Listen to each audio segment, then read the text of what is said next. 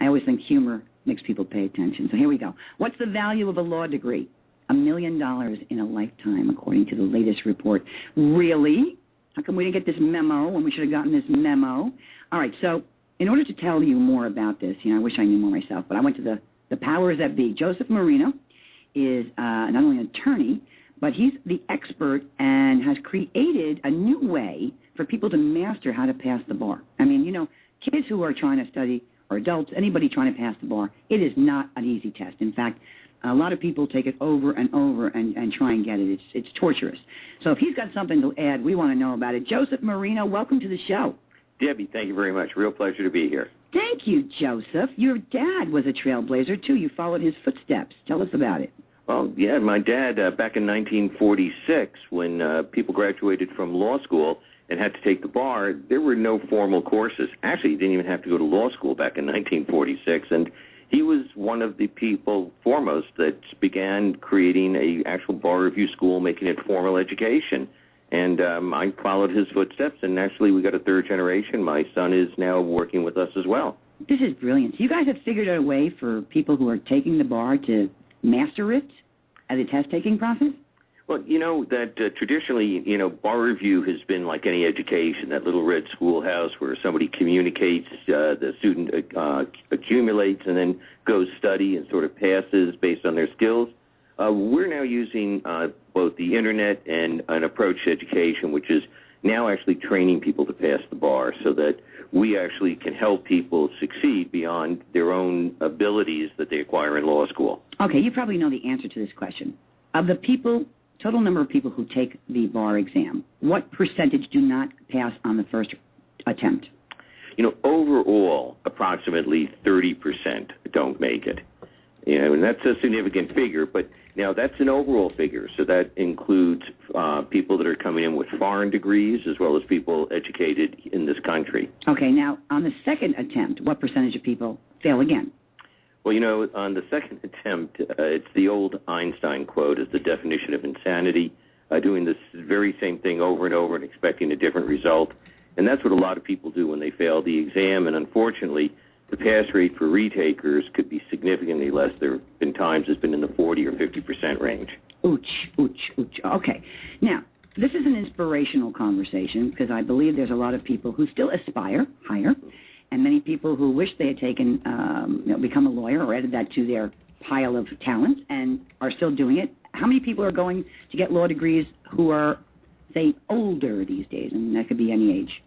Well, the actual population that's older is much more significant than it used to be. And you now do see people, and again, when I say older, these are kids compared to me, but, people that are in their 40s or even in their 50s, you see them in law school, their second careers from medicine, and that it's a very popular transition once you've been out in work.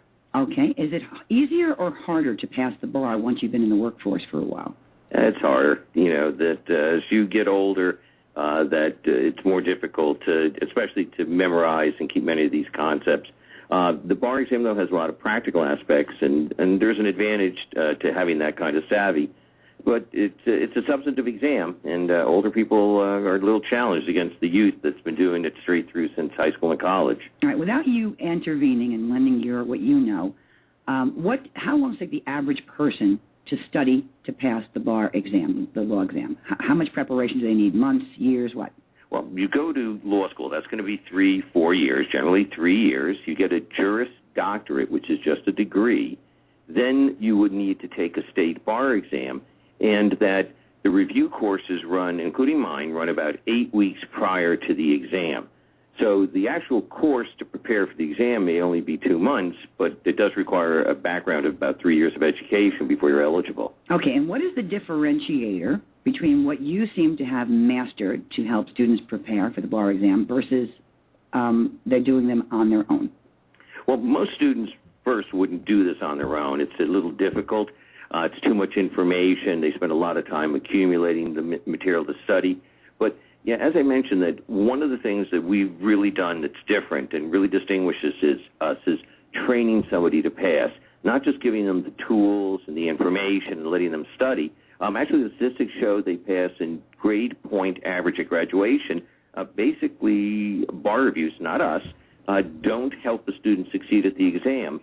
We actually train the student to succeed. Wow, that's great. If you're just tuning in, everybody, I'm having a really great conversation with Joseph Marino, who is not only an attorney, but he's also a professor at New York Law School. And he is the content director at Marino Legal. And what he's done, along with his family, father and now son, is figure out how to train people to, I guess, react, think, manage information better to be able to pass the bar. What kind of students, what kind of skills do students need to really be receptive to what you've created? Analytical skills, memory skills, dedication skills. What really helps them? What's the most important? You know, Debbie, they're the same fundamental skills one would learn in law school. You know, the basic skills of analysis, and memory is an important skill. But maybe this illustration could help is, you know, if law school was carpentry school where you learned how to saw, you learned how to hammer, you learned how to drill. When you go take the bar exam, they tell you to build a table. So while you may have individual analytical skills or knowledge, it's now a much more practical and integrated approach. It's not exactly like law school. And so you've got to change the education to show them, and that's what we call the training them, that once they have these individual skills, now we have to show them how to build a table with all those skills. Okay, that sounds, the median increase in earnings for somebody who has now a law degree is $610,000. Is that the number? Well, that's 610, I think, on the low, and it stretches higher. They say the average, not median income, but that the value of a degree over a college degree is $1 million. Actually, the average attorney today makes about $130,000 a year. Okay, that's average. Mm-hmm. Okay, and, well, is the law field, you know, the attorneys were having trouble there in the last few years, just getting business. It seemed like there were too many attorneys out there. Is that still the case? Yeah, since the time of Shakespeare, that there are a lot of attorneys out there, but that, you know, we have a very complex society, and you don't only have to use your degree from law school as an attorney. Only about 60% that graduate actually become attorneys. 40% don't.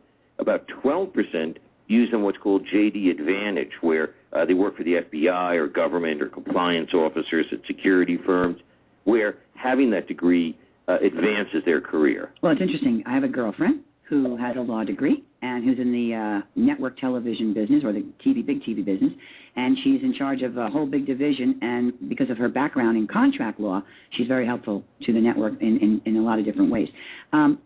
Where is the opportunity? Where are the fields of law where there's a giant hole opening new business opportunity? Well, one of the big holes in law right now is in the employment discrimination area.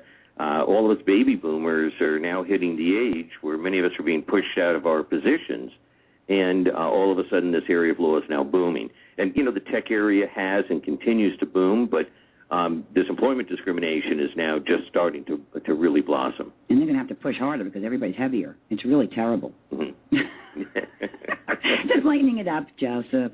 This is great to meet you. I wanted to direct everybody to your website who might be interested in your help so that they might pass the bar easier, faster. What is that, please? It's marinolegal.com. Well, it's easy enough. This is very rewarding, your time of life right now, doing this and showing everybody how. It's exceptionally rewarding. Both my father, myself, my son, my wife's been involved in the business now for 30 years, and it's every single day is rewarding, Debbie. This is just great. So I wish you the best of luck. Do you recommend New York Law School for people? New York Law School was a great experience. I left there actually in June. I was there 18 years, and it was a very good experience, and I think students will have a good experience there. Okay, and before you go, one silly question that came into mind. Name the top 3 law schools in the country. Oh, you're talking about the Ivies that people really know about? I'm talking your opinion. Your opinion as a law professor at New York Law School all those years. Name 3 that come to mind in order of your choice where you'd direct somebody. NYU, Columbia, Harvard. There you go. Well, it's been a wonderful conversation we had, and thanks so much for being on the show. Thank you very much, Debbie. Loved it. Appreciate it. Okay, Joseph Marino, Esquire, and also the guy who has Marino Legal, which is a company now put together to help you master to prepare for the bar exam. Hope that was helpful to you aspiring legal eagles out there, and those of you who want to add your JD and beyond, okay? When we come back,